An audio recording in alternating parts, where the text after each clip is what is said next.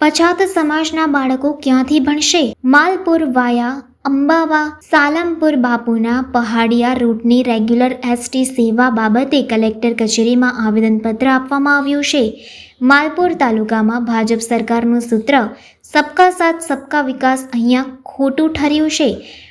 અંબાવા, કોયલિયા, પહાડિયા, તલાવડી, હરબાઈ, સાલામ બાપુના પહાડીના આદિવાસી અને ઓબીસી સમાજના 180થી વધારે વિદ્યાર્થીઓ માલપુર ખાતે અભ્યાસ કરે છે. જ્યારે આ ગામડા ડુંગરની ગિરિમાળામાં 200 મીટર ઊંચા ડુંગરથી બસ આવન જાવન કરે છે. આ રસ્તા સિવાય બીજો કોઈ રસ્તો નથી. છેલ્લા 10 દિવસથી બસ આવતી નથી. માલપુર એસટી નગરોલ તંત્રના અધિકારીઓ કોઈ જ ફરિયાદ લેવા માગતા નથી.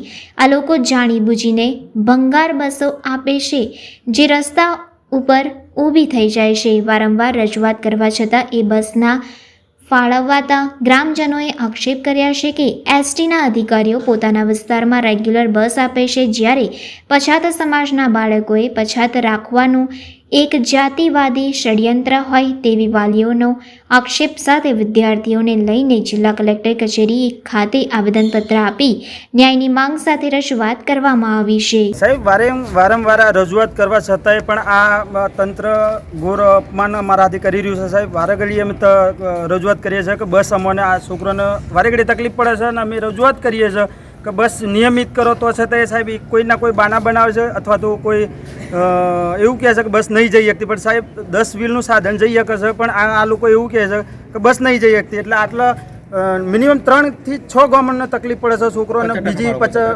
સંખ્યાને પણ પ્લસ બીજા નંબરનું આમ જનતાને પણ તકલીફ પડે છે અને આ લોકો સાંભળવા તૈયાર નથી. તમારું નામ શું છે વડીલ? હું ત્યાં લક્ષ્મણભાઈ ઉદાભાઈ, પૂર્વ સરપંચ ગામ અંબાવા. અમે એક રજૂઆત વિદ્યાર્થીઓને અને આમ જનતાની લઈને કલેક્ટર સાહેબને આવેદનપત્ર આપવા માટે આવ્યા છીએ કે અમારા એ 3-4 ગામના વિદ્યાર્થીઓ લગભગ 120 પરચુરણ પાસવાળા છે અને 65 બાળકો એવા છે કે જે છાત્રાલયના છે.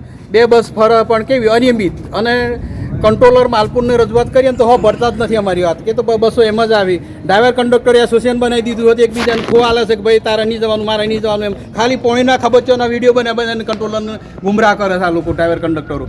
અને છેલ્લા સ્ટેન્ડને જઈને પડી રહે કલાકને લેટ બસ લઈને આવે.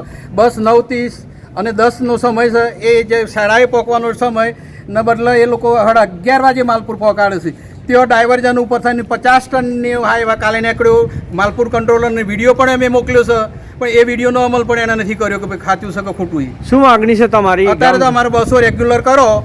જે બસો નથી એ બાળકો માટે કાયમી પ્રશ્ન છે એના માટે. અને બસો કેવી હાલે છે? ડુંગરની ચડાઈ 200-250 મીટરની ચડાઈ ડુંગરથી ચડે છે, ઉતરે તો બસો ખખડધન જે બસો આપી છે ડેપો મેનેજરે. અને મને એ પણ દેખાય છે કે અમારા ટોટલ બાળકો બક્ષીપંચ અને આદિવાસી છે. અમે જોઈએ છે ડેપોમાં કંટ્રોલરને જઈને તો એ લોકો ઉજળિયાત લોકોને પહેલું પ્રાધાન્ય આપે છે અને અમને સાઈડ રાખે છે. બસો પડી હોય છતાં એ લોકોને પહેલાં મોકલવાની કોશિશ કરે છે.